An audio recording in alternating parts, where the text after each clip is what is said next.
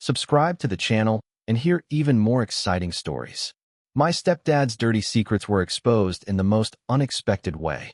Hey Reddit, throwaway because my family's already been through enough drama without finding this. I, 22F, always thought my life was at least semi-normal, if a little sitcom-ish. My mom remarried when I was 12, so I spent most of my teens in a blended family with a stepdad I'll call Mike. He wasn't exactly world's best dad material.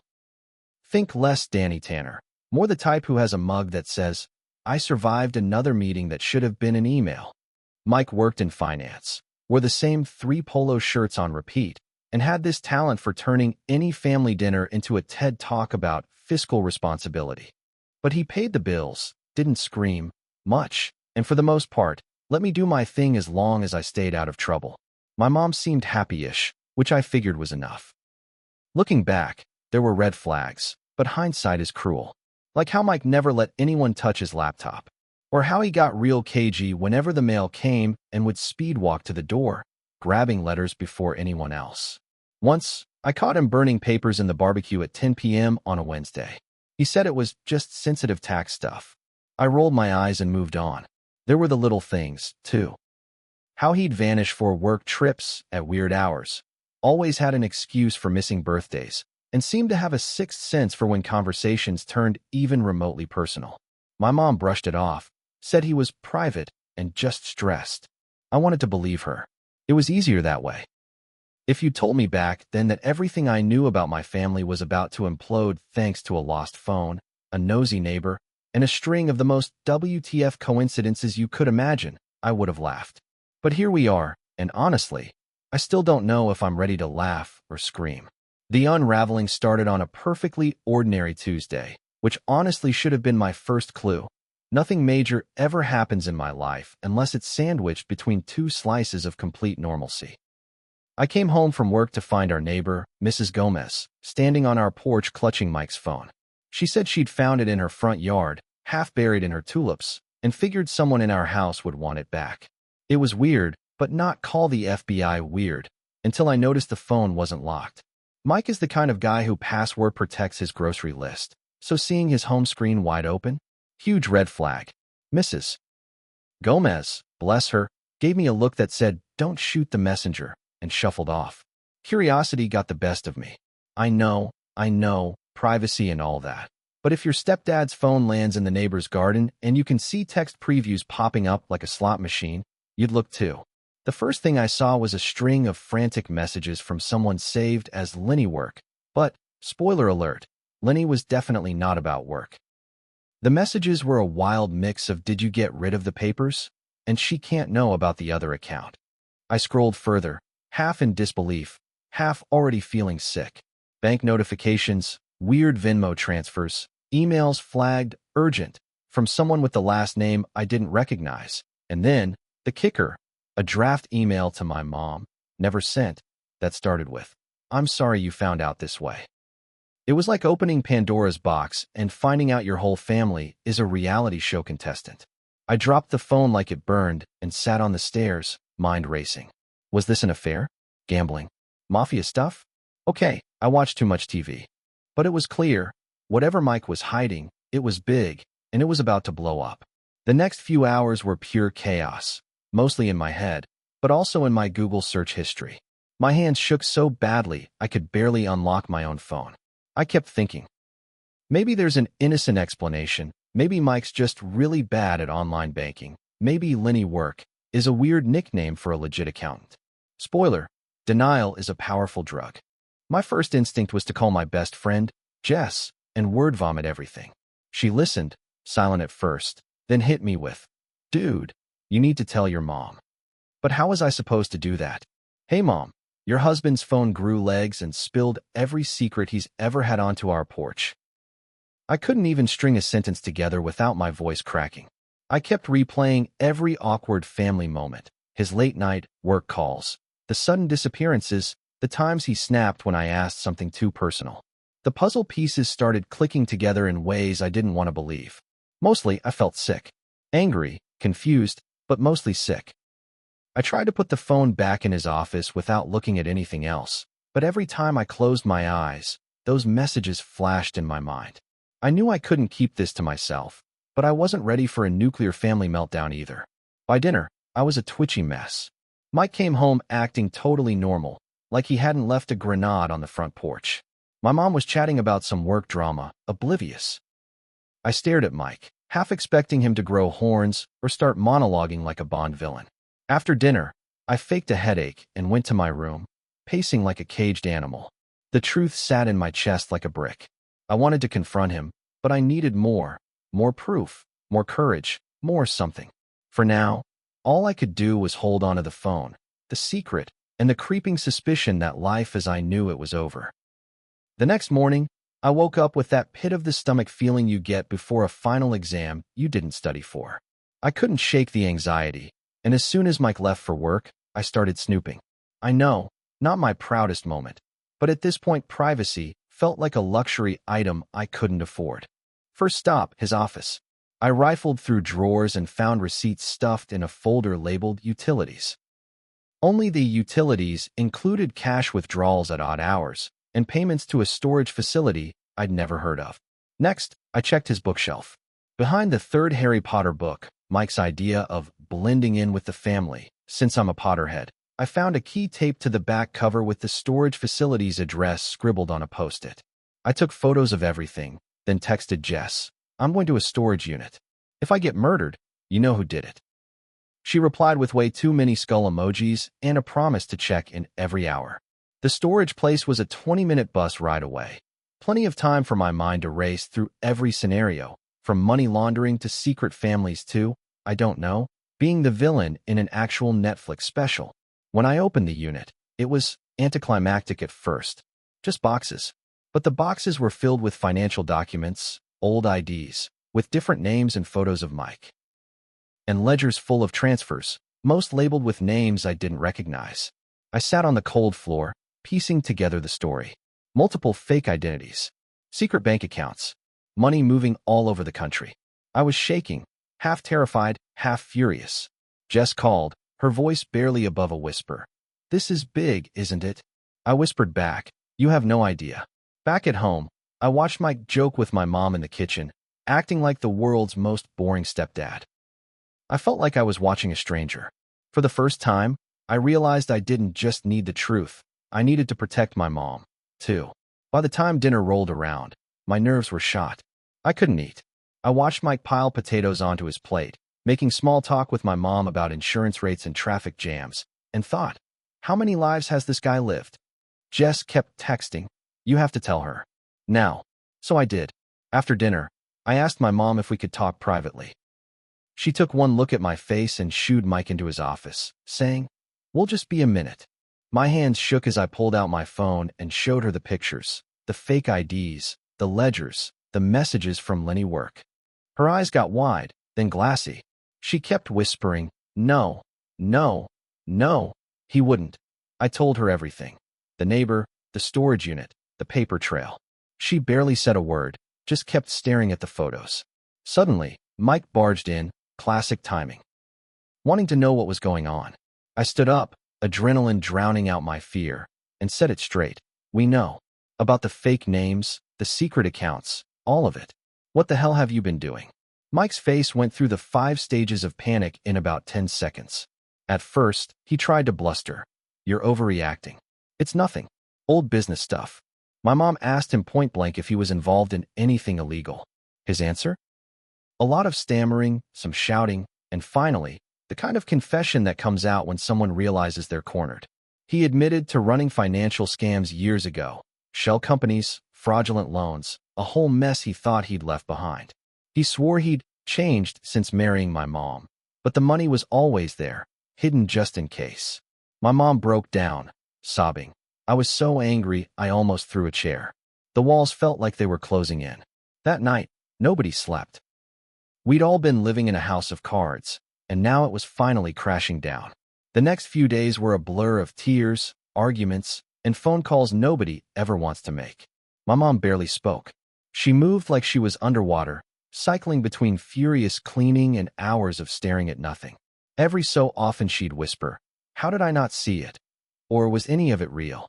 Watching her heartbreak was somehow even worse than the shock of discovery itself. Mike camped out in his office, pretending to handle it. He kept trying to talk to us, but every apology sounded more like a PR statement than anything real. He wanted us to believe that it was all in the past, but the stacks of fake IDs and offshore account numbers said otherwise. There was no way to know what else he was hiding. It was like living with a stranger who happened to know where the peanut butter was kept. The family splintered fast. My uncle on my mom's side wanted to call the cops immediately. My grandma stopped by, and after one look at my mom's face, gave Mike a speech so brutal I almost applauded. Even Jess came over and, after hugging my mom, suggested we look into legal help. There was this constant question in the air: what now? I blamed myself for a while. How did I not push harder when things didn't add up? Did I enable this by not looking closer, not asking the right questions? Jess, bless her, told me to knock it off and reminded me that grown men are responsible for their own messes. Sleep became a luxury I couldn't afford. I worried the police would show up, or worse, that someone Mike had scammed would come knocking. I felt exposed, paranoid, weirdly ashamed. But I also started to notice something new. My mom and I, for all our heartbreak, were talking more honestly than ever. The lies were gone, and in their place was messy, painful, but real connection. I didn't know what was coming next, but for the first time, I felt like we could face it, together. When you realize your family's entire foundation is built on lies, you have two options: ignore it and hope the cracks don't spread, or start rebuilding, no matter how ugly demolition gets. My mom and I picked the second option. She kicked Mike out the day after his half-baked confession, telling him not to come back until he got honest, professional help, and maybe a lawyer. The next week was survival mode. My mom met with a divorce attorney and a financial advisor, trying to untangle years of joint accounts and paperwork that now felt radioactive. I helped sort through every document, photographing anything suspicious for the lawyer. There were moments when we'd collapse on the kitchen floor, surrounded by bank statements and empty coffee mugs, and just laugh. Not because anything was funny, but because, honestly, what else do you do when your stepdad is a one-man Ponzi scheme? We filed a police report, mostly for our own protection. It felt like dropping a rock in a pond and waiting for the ripples to reach every part of our lives. There was backlash, distant relatives taking Mike's side. He made one mistake. Angry phone calls, awkward silence at family gatherings. Jess stuck by me through it all, calling daily to check in, bringing over takeout and the world's ugliest stuffed bear for moral support. Despite the chaos, there was relief, too. The constant tension, waiting for the next weird excuse, the next outburst, was gone. The house felt lighter, even if the future was uncertain. For the first time, my mom and I started making plans that didn't include Mike at all. We looked at apartments, made budget spreadsheets, even talked about taking a road trip just because. I learned how strong my mom actually was. I learned how strong I was. And as the legal dust settled, I realized that surviving betrayal is more than just getting through the worst days. It's about refusing to let someone else's secrets define you, even when the fallout leaves you picking up the pieces. Just when I thought the worst was behind us, life decided to throw in a plot twist worthy of a daytime soap. About a month after Mike was gone, I started getting strange DMs on Instagram from someone with a username like Justice for the Victims.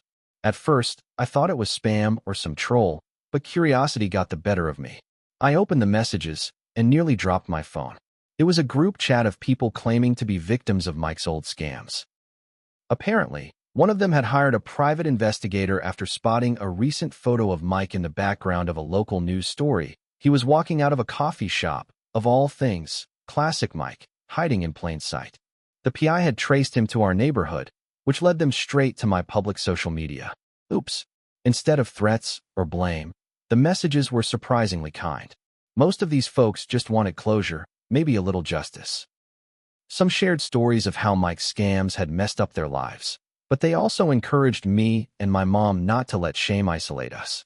They even offered to testify or provide evidence if we needed to go to court. But here's the real kicker. One of them was actually weirdly grateful. She told us that losing everything to Mike's scheme had forced her to rebuild her life in ways she never would have otherwise. New career, new city, better friends. He ruined a chapter, but he didn't ruin my story, she wrote. That one hit me. Up until that point, I'd seen our lives as split into before and after, with nothing but wreckage in between. But maybe, just maybe, what felt like the end was actually the beginning of something better. Armed with their stories, we brought even more evidence to the authorities. Our case was stronger, and for the first time, my mom and I felt less alone. We weren't just survivors. We were part of something bigger, a messy, unexpected community that refused to let one man's secrets win. After months of chaos, court dates, and too many lawyer meetings to count, things finally began to settle. Mike was officially charged, nothing Hollywood dramatic, but enough that he couldn't wiggle his way out this time. The courtroom was small and beige and nothing like the TV shows, but the weight in my chest eased as the verdict came down. My mom held my hand so tightly, I thought we'd both lose circulation. The aftermath wasn't all clean breaks and happy endings. Money was still tight, and trust didn't magically return just because the legal part was over. But the air in our house changed, lighter, less fearful. My mom started sleeping again. I went back to school, focused on finishing my degree, and even joined a campus club, the first time I'd done something just for myself in years. Family relationships were a mixed bag. Some relatives reached out with apologies, admitting they'd ignored the warning signs too. Others disappeared from our lives, embarrassed or too proud to face us. Jess remained my rock, reminding me, over greasy pizza and bad rom-coms, that surviving family drama doesn't mean you have to carry it forever. A couple of the scam victims became unexpected friends. We swapped horror stories, shared small victories, and sometimes just ranted about how unfair it all felt. It was weirdly healing, turning shared pain into solidarity rather than shame. My mom found a new job and started therapy. She told me one night, "I'm finally starting to feel like myself again. Not Mike's wife, just me." It was bittersweet, but mostly beautiful. For the first time, I started to believe that our family, smaller, messy, and fiercely honest, could be enough. Maybe even better than before. Looking back, I never thought a random Tuesday and a phone in a flower bed would be the start of tearing my entire world apart, and then rebuilding it. If you'd asked me a year ago, I would have said our family was normal enough, and that Mike was just a bit weird. Now, I know normal is overrated, secrets always come out, and your gut instinct is worth listening to, even if it makes you the bad guy for a while.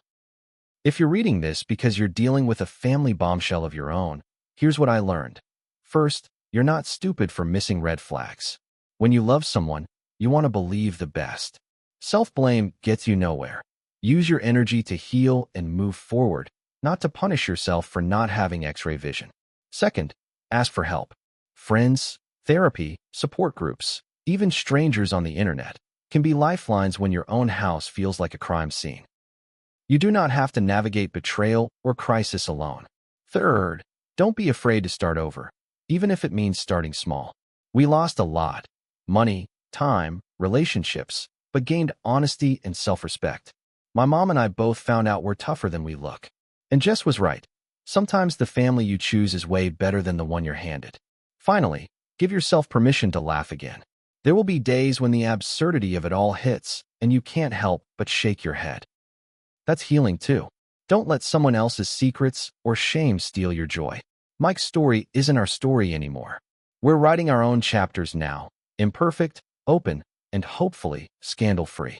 I hope that if you're standing in the wreckage right now, you know that rebuilding is possible. The truth really does set you free, even if it's messy along the way. Thanks for reading, Reddit. Here's to new beginnings, found families, and trusting yourself, no matter what.